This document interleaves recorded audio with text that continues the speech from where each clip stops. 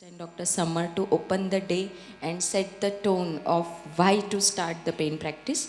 Now we are proceeding towards how to start, how to practice the pain and take up this specialty. So I would like to invite Dr. Akanksha to start. Organizing committee for giving me this opportunity. So a very good morning to everyone. Today's topic for the panel discussion is how to practice pain. Now, chronic pain is one of the most underestimated healthcare problems in the world today, making it the silent epidemic. Pain is often ignored, underdiagnosed, commonly underreported, and undertreated by healthcare providers. Here we can see the pie chart diagram showing the percentage of chronic pain in various conditions in an Indian scenario. So, we should develop pain medicine to relieve suffering, enhance function, improve the quality of life by using minimally invasive procedures. Now coming on to the cycle of chronic pain. So chronic pain is not just physical, but it involves the emotional health and it also impacts the quality of life of patients. So to break the cycle, first of all, we must identify the problem and then search for the solution, which should be personalized treatment plan for all the patients. Over to you. Thank you, Akanksha, for the wonderful start. So now, as we have been discussing since last 1 hour, there are different issues related to pain practice, pain medicine, and then we are here to discuss how to overcome them. So issues are related to different treatments, multiple etiologies, diffuse effects, psychological consequences, and neurophysiological processes, as we all know in the matrix of pain. And then solutions are individualized. As was mentioned that pain, every pain physician has a story, and that's the passion with which everyone starts the practice. So there are individualized and customized ways to practice the pain. And then simultaneously, we have to learn evidence-based medicine, prognostication, and the most important part, counseling and communication. So this is going to be the summary or nutshell, I would say, for the next 45 minutes, what we are going to discuss. And we have covered all the practical aspects in this panel, and I want every panelist to project the way they have started practice, how actually the challenges and practical points they are currently facing. So as to keep it brief, every question I would request to finish in 2 to 3 minutes. Thank you, sir. Over to Snehal. Okay, now Varsha has said there are a lot of issues and there are a lot of solutions. So now we move to the next step, that firstly to start pain practice we need specialized knowledge. So this knowledge comes in the forms of various fellowships which are dedicated pain fellowships, and then we have super specialization, that is DM course in pain. So most of us students, like before 10 years or before a decade back, we were very reluctant. We had just 3 months course, we had 6 months course, but since now we have specialized pain courses, I think most of us opt for it, and if not, we should opt for it. Secondly, there are a lot of legal and ethical issues which include the compliance with those medical and ethical standards. So in the curriculum of pain practice, these medical and ethical issues need to be sorted out, and we need to understand which patient we need to intervene. We do not intervene, identify the red flags. So these are the various things which we need to consider before starting the pain practice. Okay, so my first question goes to Dr. Amod while setting up a pain clinic. What challenges did you face while setting up infrastructure for OPD and procedure setup in the corporate hospital?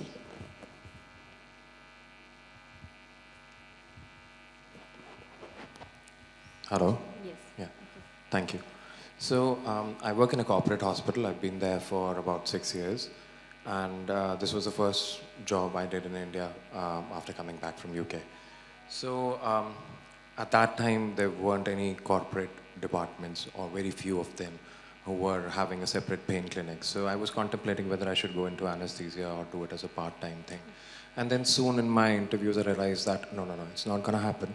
If I have to do pain, it has to be full-time. So that's the first decision we all have to take. The second thing was getting to have a department of your own. So that wasn't easy. So what I did was I made a vision plan, because I'd worked in UK, so I knew what kind of patients I can attract and how I can be different from what, and where is the gap in the Indian sector.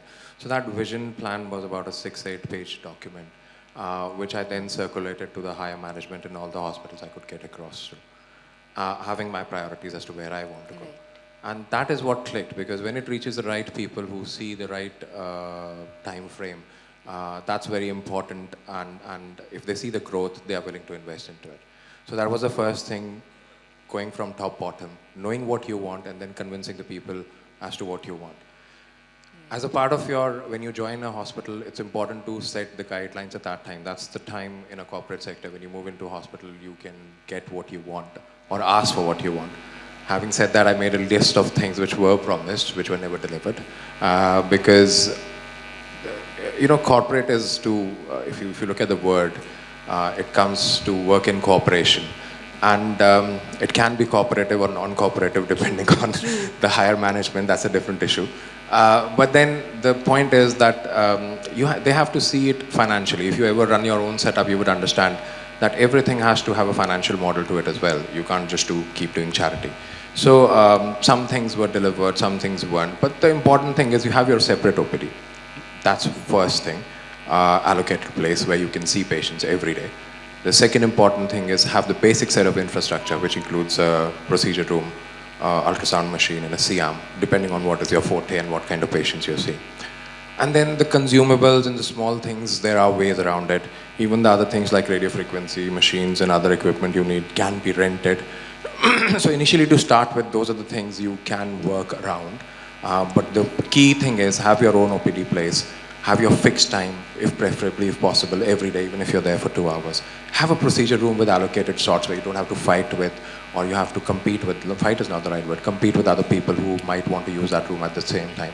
So you know what you're doing, and you have a schedule, and people know where to find you.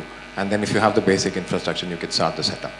Absolutely. That's very crisp. Having vision plans, setting small goals, and having visibility as your own identity.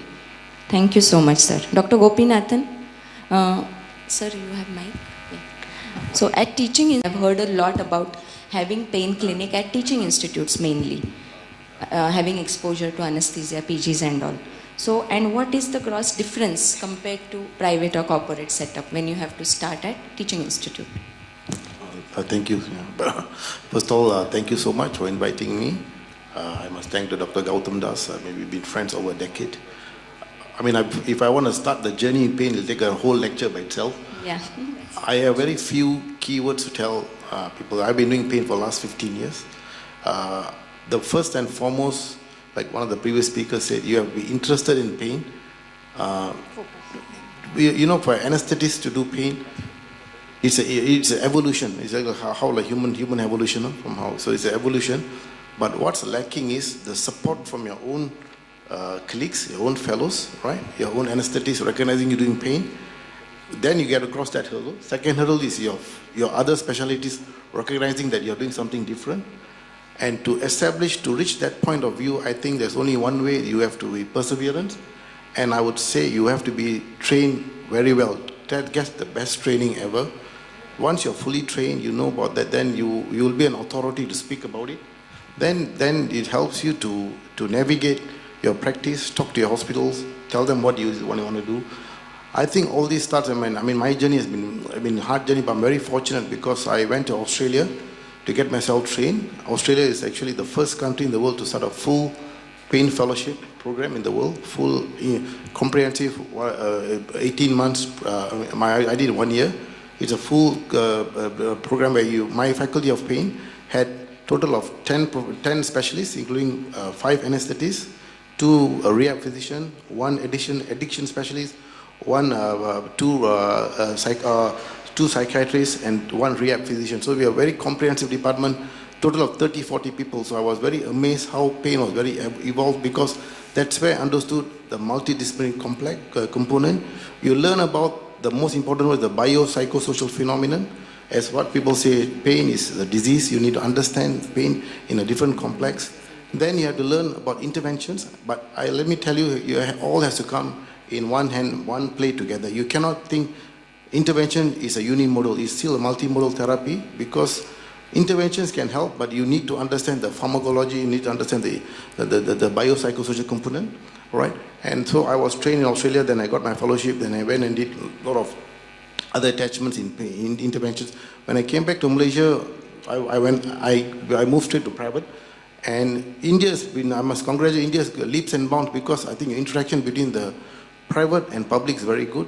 In Malaysia, unfortunately, the public is public, private, I mean the government is, because of a lot of bureaucracy problem, and most important is the financial cost. If I want to set up a pain clinic in the government, very limited budget, they will not be able to buy things, you won't get this support. The key word to set up a pain clinic in the private, when you come back, once you're fully trained, you tell them, hospital, what you can do. And I chose to do pain almost 80-90%. I still do pain about 98%. I don't do anesthesia, I only give sedation to my friends. To start a pain clinic, the vision is you must be very clear what is your goal and what your treatment, and always follow evidence-based guidelines and international standards. I always tell every conference and every talk I give that in pain management, there's one word you don't use. Don't use the word cure. Cure is a very dangerous word, all right? Nobody can cure pain. They come to pain, any chronic pain patient, tell them, look, I help manage your pain, and after that you must take the onus to manage your pain as well. Don't give too much hopes. And when you start doing a good pain the journey is very, very steep. But after a few years, you establish yourself, I tell you, the respect you get is very different. You get people who respect you. Now I have orthopedic surgeons refer all the cases. Initially when I started, the most difficult part is how to get them referred to you. I'm sure all of you have the same problem. So we are going there. Yeah. The next upcoming slides. Yeah, right. Yeah. Finances for an individual pain practitioner are always tricky to manage, and especially for those who are quite young and don't have corpus who have earned for yourself. And at this age, especially in the medical fields, by the time you complete your post-graduation and super specialty, you are not in a position emotionally or ethically to ask your parents for a lot of money. You can ask for a bit of it here and there, but you can't ask for the complete setup to them. So that way, financially, it's like a bootstrapping for any new venture. So when you are bootstrapping, you have to be very cautious where to allocate what money. Finding a place is again tough, because when you go for the hot places for the private medical practice, those are expensive. If you go for peripheral places, then you might not be getting a lot of patients there. So considering that thing, what I did is I just started with a small pain clinic with a waiting room and consultation chamber. Nothing more than that. As the please allow me to be very shameless, considering it a business, because we are here to earn money. We are not here in a private practice, with few exceptions, to provide services for free. So when we are talking about finances, you have to take care of that things also. So you should be starting with a small setup. As you get a good profit, you get confident about your profitability of the venture, then you can go on increasing to the small setups with operation theater and everything. Buying equipments is again a tough task. So you need to consider where you are sitting, what kind of patients you might be getting, and depending on that, you should be thinking of what equipments you should be buying. So obviously we have a lot of bureaucratic issue for buying ultrasound machines. But then if you are getting a lot of MSK patients, it's must for you for diagnostic and therapeutic both purposes.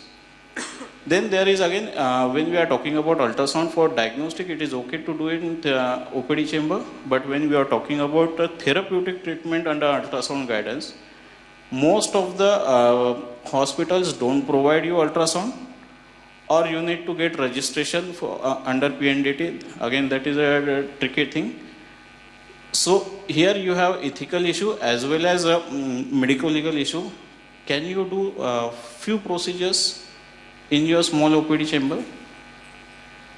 So if you ask me financially, it is the only viable option. You cannot do small cases in a big, you cannot take patient to OT because there won't be much money left to you if you are going for the OT setup. So it will always be a dilemma for private practitioners who are bootstrapping their venture. Then if you are getting a lot of neuropathic patients, it's better to buy RF machine, but model is that at lot of places RF machine is available on rental basis, so that is a better choice to go for. And again, I'll suggest, like for me, it was like you must go to the place which is hot for the doctors to start with. Even if it is small, that is okay, because to start with you don't need a huge waiting area. Anyway, you won't be having a lot of patients to wait outside. So small waiting area with enough of OPD chamber space is good. Thank you. So thank you, Dr. Jeshnu, having your own identity and equipments like RF or higher equipments, you can always get assistance from nearby hospitals, or it can be rented nowadays.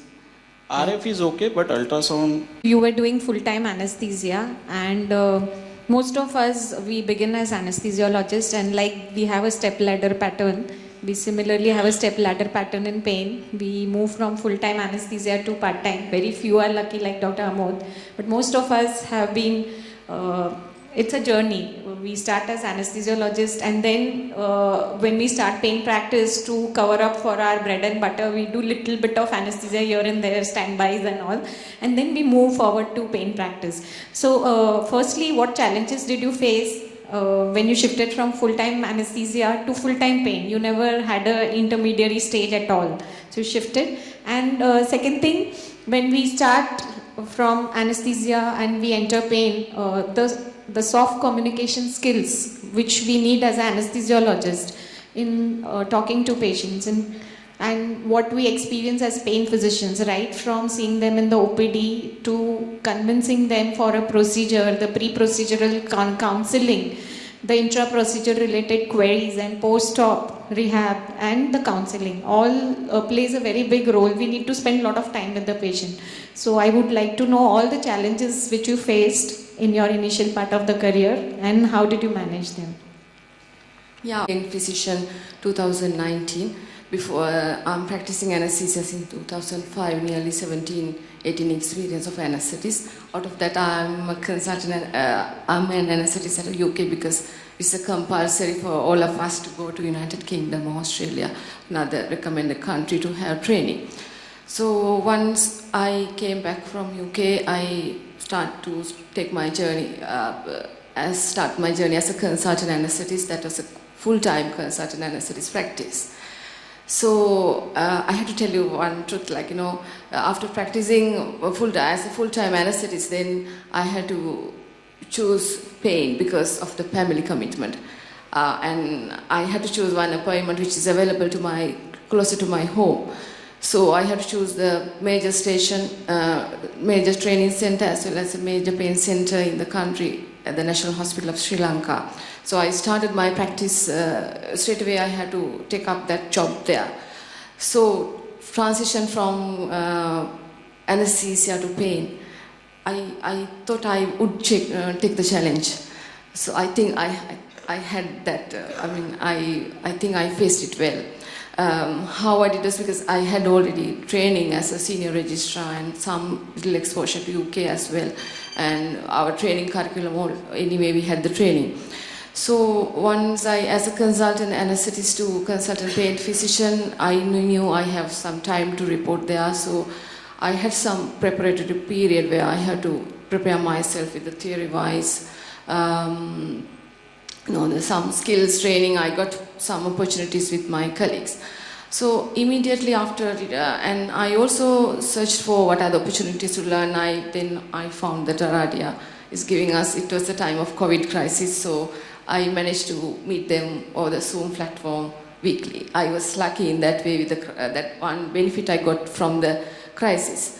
Then once I started, before I am starting my job, I was in the field, and then once immediately I started my practice, I realized the rewarding nature, and when I saw the benefit and I started feeling very much happy. I think it took about few weeks for me to realize that it is a very rewarding specialty, very interesting specialty, and of course I realized that I'm skillful as well because I coming from the anesthesia background. So in that way I started practicing, and I had another challenge because it was a major training center.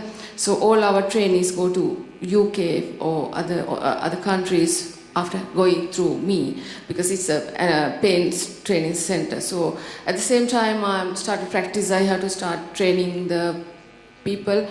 I'm an anesthetist, but I had to train people who are going to be pain specialists, because by the time I became a pain specialist at the country, my trainees are coming as who are going to be pain specialists in the future. So I had that challenge, Initial period I felt like my trainees are equally good, and I'm really happy that, some of them are practicing really well at UK, and of course it will take time for them to come back and practice in Sri Lanka as pain physicians.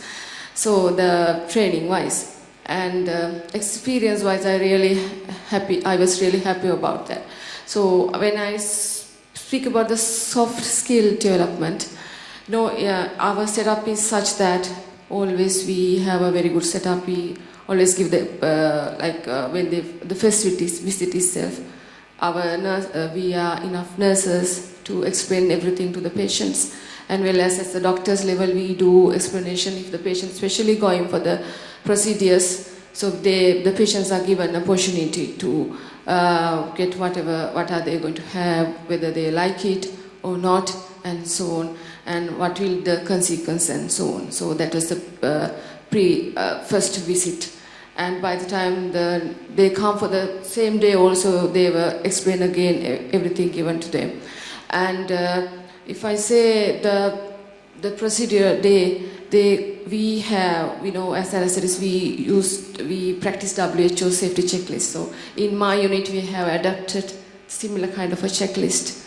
There, we call it still WHO safety checklist, but it is bit adapted in a way that which suits for the correct procedures. So therefore, we make sure the correct things are happening for the patients, and the patients are happy to have the procedures and things on the same day. Procedure-wise, we have another good waiting area, so patients are given enough time. Sometimes after the procedure, I have noted the patients are really, really comfortable that time itself. So some patients who are not, some patients they need weeks, more than weeks to improve their procedure. So we do explain to them and so on. Complication management wise, our unit is a day care unit, but it's the largest hospital in the country for more than 4,000 beds and more than 190 consultants. So always I do get the support from my colleagues, they are really helpful. When they see the benefit, when initial days of really, they didn't know me who I am, and by the time they saw the benefit and what's happening, now I think they are really appreciating me. I think that is another benefit I got after starting pain clinic, because I realized that I have become a very important person to the hospital and the country as well. So post procedure afterwards they come for the next few clinic visits. Yeah, we speak to them. So the complications rates are very rare. I had to tell you the truth. Yeah. Thank you so much, madam. It was like Sri Lanka also, it's given so much importance, and there are pure pain practitioner posts, because so many of our hospitals are still lacking in that post, and they expect us to do both anesthesia and pain. My next question is Dr. Ashu Jain, sir. So I believe you have a fellowship program in your hospital, yes, sir. So first, I would like to know what are the hurdles you faced in starting the fellowship, and then the hurdles in training anesthesiologists to pain, because it's the change in the mindset. As anesthesiologists, we are always tuned surgeon ko case dene ka hai, And when we come out as pain practitioners, we have to learn to tell कि surgery के अलावा ये दूसरा option है तुम्हारे पास available, तो अभी तुमको सर्जरी कराना नहीं है. So what experiences, if you can share, how did you train their mindset, which is the most important thing as pain physician? Yeah, so I think this is 15 years before jumping to pain. So I know how our mind was. We are not trained to run OPDs. We are not trained to do counseling of the patients. We don't talk to the patient more than 2 minutes. Senior will not talk even 2 minutes because the junior will do PSC. Probably they will just ask them and start doing their practice. And the most worst part is we as anesthesiologists are not trained to handle finances. We are not in back of, we are like teachers, na? Teachers go to school, do your job, and whatever corporates or government setup, so we have a very limited fixed income, and very few anesthesiologists in the country are running like other specialty private practitioners. So that is the biggest thought block in the mind. So when we start training people and for 1 year training, this is the biggest hurdle. They simply don't know how to talk to the patient. I'll tell you, you will laugh. My last 2 fellows, after 10 days, I started giving them my prescription writing. So I was telling, beta, likho, and they started writing. After 2 minutes, I realized on that prescription paper, on one corner, they are writing small. So I was shocked. मैंने कहा, बेटा ये क्या हो रहा है? Sir वो anaesthesia में ऐसे नोट्स डालते हैं. So you forget about anything. They don't know how to write a prescription. So I start first training because our is a 1 year program. We have time. So 1 month they will only listen to us and how we are talking to our patients and in clinic or about the complication and most important part, the financial part. So you have to talk to them. Second thing, from those 2 experiences I have learned, I give daily, suppose you are seeing 20 patients, so you have prescription, I'll give them and ask them to write the same prescription on blank paper for next 10 days. So that at least know how to write a prescription. Because as an anesthesiologist, I have never written a prescription. I don't know what to do with it. So, and the third thing I tell all my students, you have to change your software. You have to reboot your software.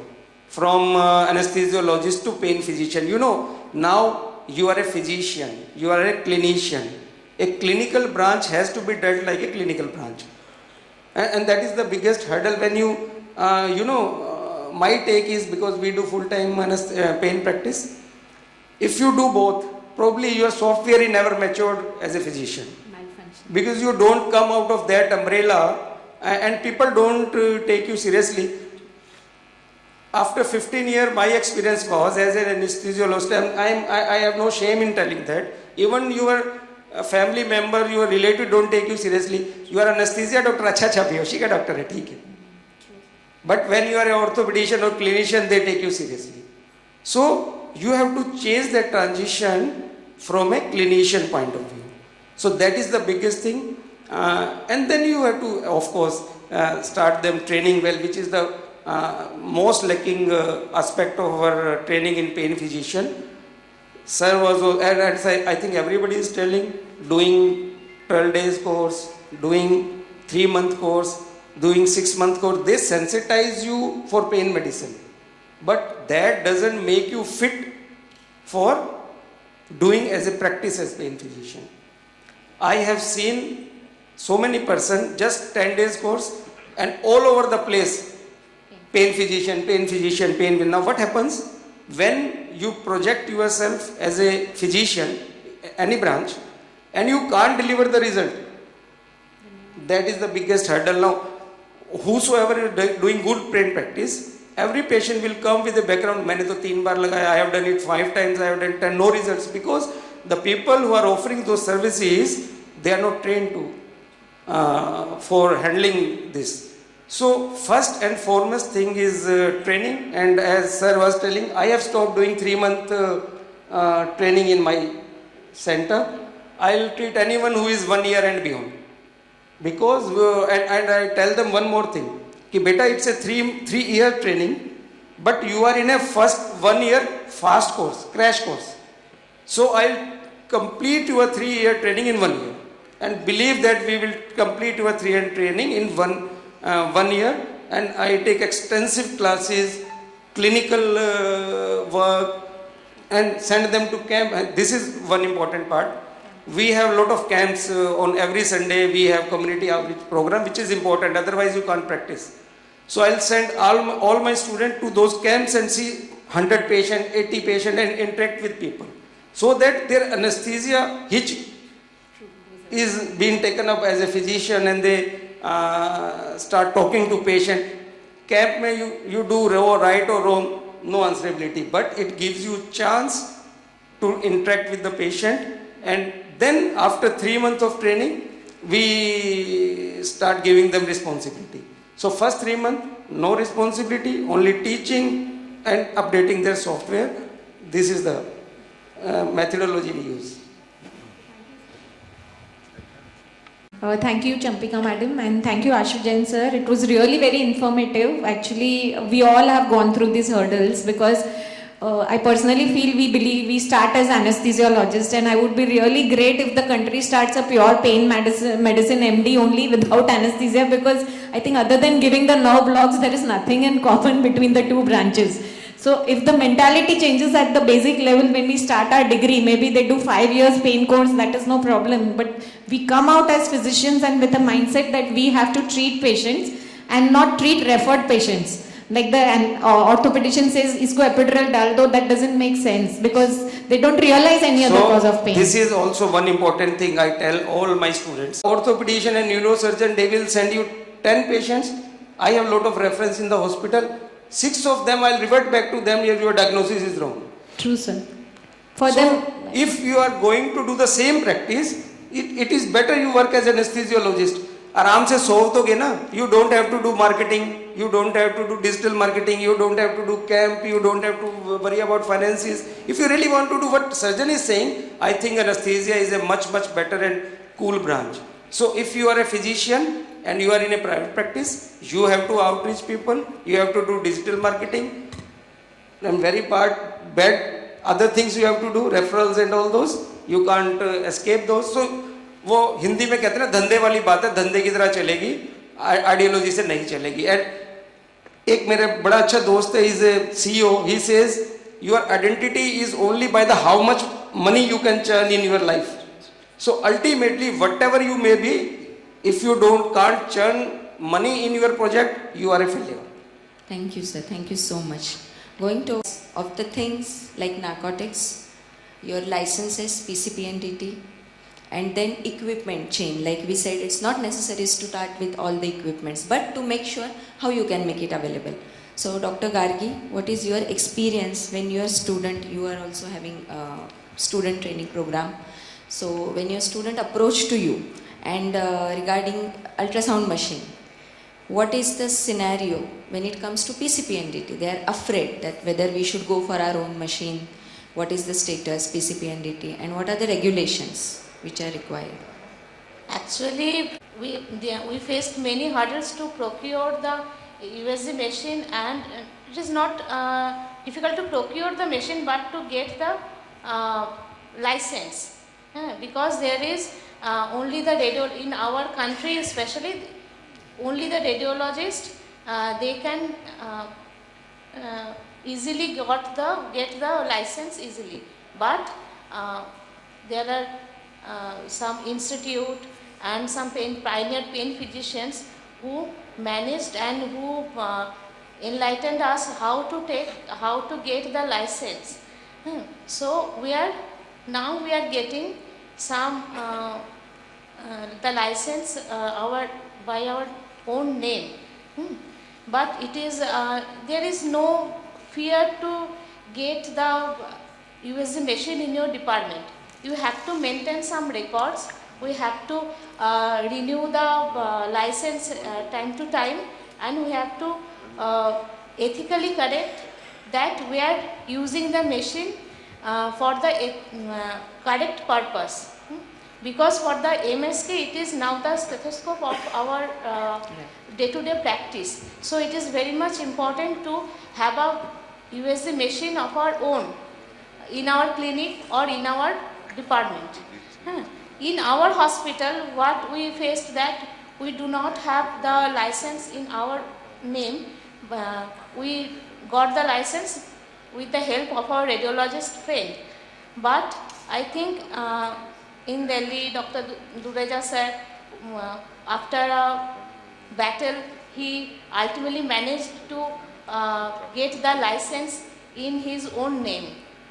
So we have to try to get the license in our own name, and we have to amend those acts so that we can easily get the license. And I think it Right. So, as per this point, I would like to elaborate one point here. All pain physician insurance, if they demand, definitely they demand. So, how do you go about it? So, coverage. Firstly, not all insurance companies are the same, Right. even for the same problem and the same issues.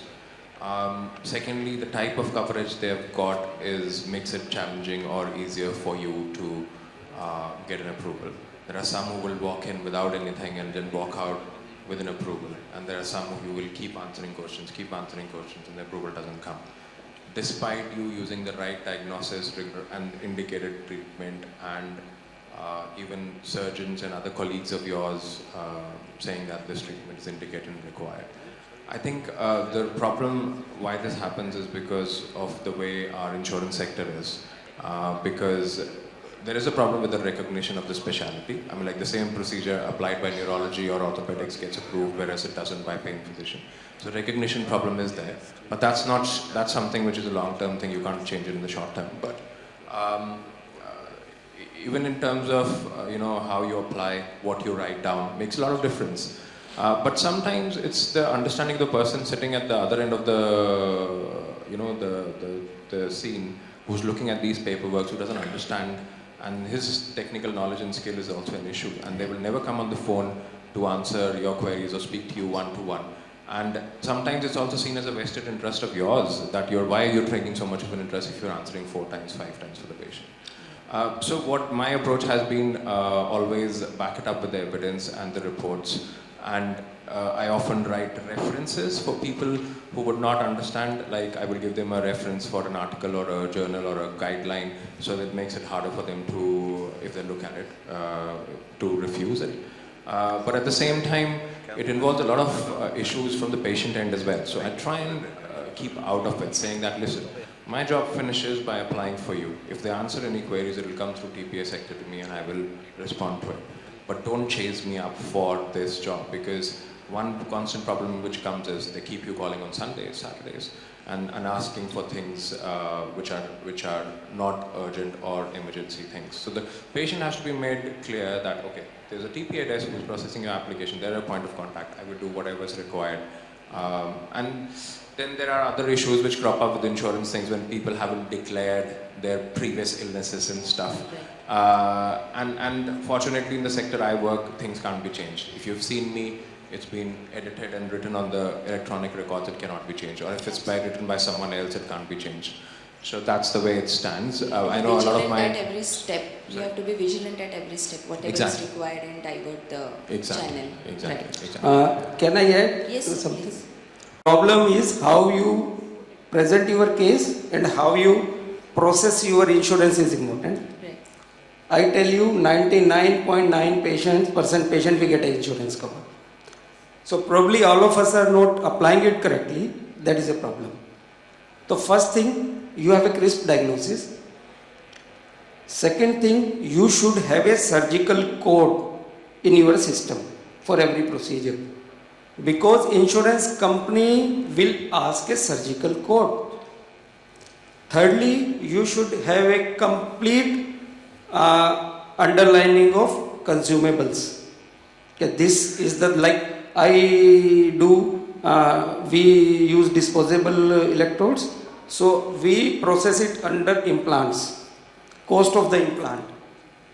Then in the procedure we will always write, suppose it's a lumbar facet RFA, under fluoroscopy, under MAC. So we write it like this. So it's a name of the procedure, under fluoroscopy. So they will not say that it is a OPD procedure. The most common query is it's a OPD procedure. No, it's not a OPD procedure. Like a cardiologist, it's a fluoroscopy procedure. So patient has to be admitted in daycare for this procedure. That is true. And then patient requires monitored anesthesia care. My anesthesia department is very happy. They don't come to my department, they get 30% of their revenue. But okay, that's fine. We are contributing to anesthesia revenue. Don't take their services. And then in the end we will write, patient will require 4 to 6 hours of post-operative observation in the hospital. So if you have crisp answer for all this protocol and you make an estimate, submit your estimate, most of the time query will be about the diagnosis, what you want to do and this, and it get resolved in 1 or 2 answers, and you will get your insurance. Okay. And you will always get your insurance. Yes. I think these are coded as fluoroscopy guided. This. But sometimes they raise other different kind of queries even after it has been approved, like where is the fluoroscopy report? Or somebody is not taken a pre-approval. So their understanding also becomes a limitation. So pre-approval has to be taken for all the patients. You will not do any patient without private insurance. They cover daycare. So who is covering daycare, they give. Even for spinal epidural transforamen, you can get insurance. And some insurances ask whether it is right. Or as a part of neurology and extended pain medicine, that also makes a lot of difference. And one more thing that insurance people will see, your services of the hospital. Otherwise, they will not give you insurance. Number 2, that scope of services should be recognized by our NABH. Yeah, that's what. So, my department might be the only department who is recognized with NABH and JCI. Yes. JCI took 4 hours audit with me, and they were so happy. So when you send those audits to the insurance company, they inquire, they have faith on you. Excellent. That was very valid to cover. Coming to interdisciplinary pain management, which is the most commonly faced challenge by every one of us, and as a result, patient suffers. So what we need to do is fight as a team. So when it comes to interdisciplinary approach, Dr. Gopinathan, what is your take on that? Right, I see when you see the patient, it's important to understand, that's why the pain questionnaires are important before you see the patient. So you have to understand that coming to a pain diagnosis is not easy, but you need to find the pain generator and then identifying what are the causing the pain, both the organic cause and other causes. Right? So it is good to have the whole team, but it is not easy. Right? In private practice, like what they say, I'm sure in Malaysia we have the same problem here, because I'm just going back that one of the biggest problems insurance companies do, when I want to employ all this, they'll ask you why you're doing all this. So they don't understand what we do. Right? The insurance company once asked me, who are you, doctor, why are you doing all this? So you need to justify to them and basically educate them. This is where the society comes into play. So what we do is, I diagnose the patient, and most of it, if I think patient needs a psychological therapy, I will get my psychologist involved, teaching them basically by understanding biofeedback, understanding the thing. And most of the time I can identify a psychiatric problem. I usually can start the medication, but I usually let the psychiatrist take over the medication. But important to understand, but you has to be in control. You are the driver in this field. You must identify and you must delegate, and you must make sure the end point, you look at it. I think it's very important. Every one of us must have outcome measures, right? So you have outcome measures because that's your patient feedback. That's where the hospital will tell you you're doing the right thing, and then they will know that some pain is something different. You will get a recognition. So I think it's very important to have a multimodal treatment. That is the key word. And we have to own up the patient as a primary physician, as rightly said by Ashu sir. Patient belongs to us, and then it should come to us with the follow-ups, going through all the related required specialties and treatment. That's what makes you as a primary pain physician, at the same time giving patient what they want. Now, the next most important question. Of time, I would like to ask Dr. Jeshnu, since he is into private practice and it is one-man show, how is he managing private practice marketing, and how consecutively he is doing marketing, how often he does, and how much finances he is allotting to the marketing part? Best marketing is just for short time. Marketing can be done offline, online, both. Obviously, online marketing is booming up these days, including YouTube, Meta, and everything. But it depends on your area of service, where area where you are providing your services, what kind of marketing works. So, the marketing which works for Delhi or Mumbai might not be same for tier 3 city. So, but obviously, another way for marketing is going and meeting to the other specialist in person. That is another way what I could find the best way of marketing. What Dr. Ashu sir has said about all those referral practices and everything, that is the established practice. We cannot deny it, though it is unethical. It's individual choice to do it or not. But at least going and meeting in person, whether it is a general practitioner or a super specialist, that makes a lot of difference. We as a doctors are very egoistic, and everybody wants to have personal attention. So if you give personal attention to other specialist or general practitioner, that makes a lot of difference, whether you are giving referrals or not. Obviously, online marketing you cannot deny. You have to allocate some chunk for online marketing, like especially like running your ads on Instagram and Facebook or Google. It has to be done. But again, if you are in tier 3 city, that might not work. Print media works in tier 3 city better, because I'm providing my services in tier 3 cities as well as in Nagpur. So in Nagpur it works, like online marketing works where print media doesn't work, but in periphery print media works like anything where online marketing doesn't work. And we need to also again see, like if you are going for online marketing, we need to again see what are your target population. Like if you go for Instagram, nowadays Instagram and Facebook are linked, but if you want to target for specific disease which is more specific for young population, better go for Instagram. And if you are targeting some specific disease, like advertising a specific disease or treatment which is more common in older ages, better go for Facebook. Google ads are quite expensive.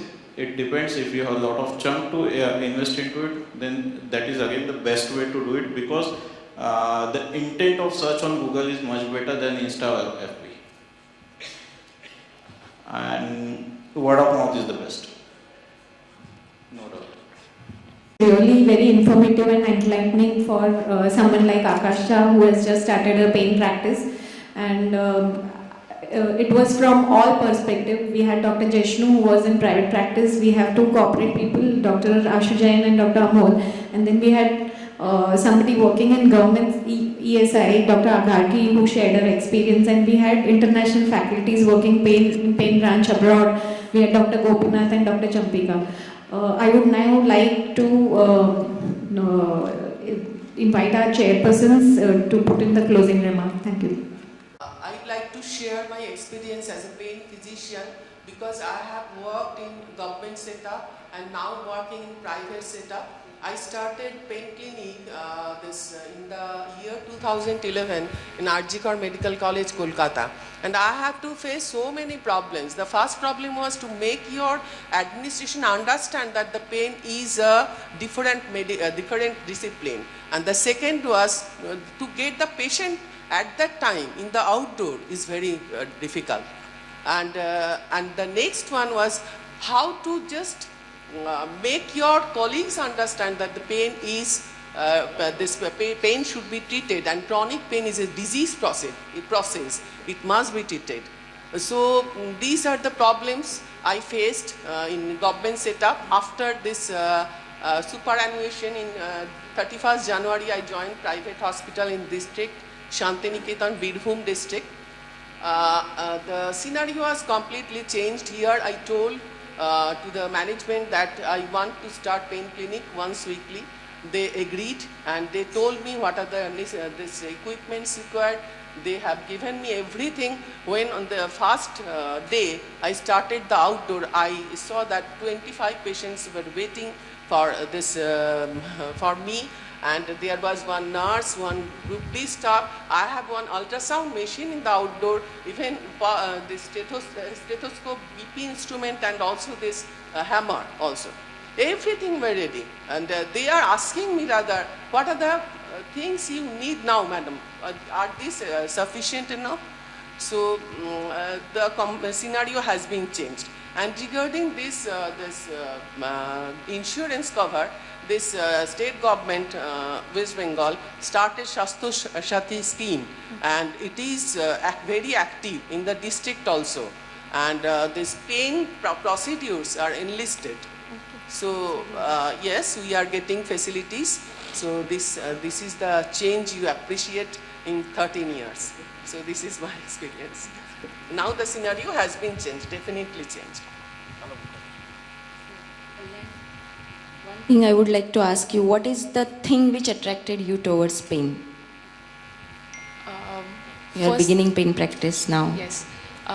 When I was, and I am still doing anesthesia, but still what attracted me towards pain practice was having the satisfaction of healing somebody or elevating somebody's pain, and also the recognition which you get out of it.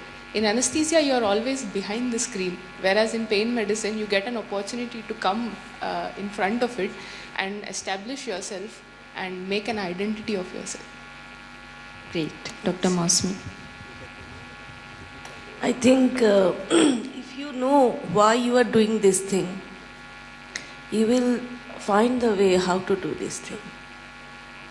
And because the why is different for everyone here, that is how is also different. Like if it is money, if it is your own identity or something else, so that is how also differs from there. For me, I am interested in pain medicine. I'm actually I'm not an anesthetist. I'm a public health specialist and an epidemiologist. So for me, it is always empathy. Even before passing MBBS, I myself suffer from some pain, and I don't want anyone to suffer from that.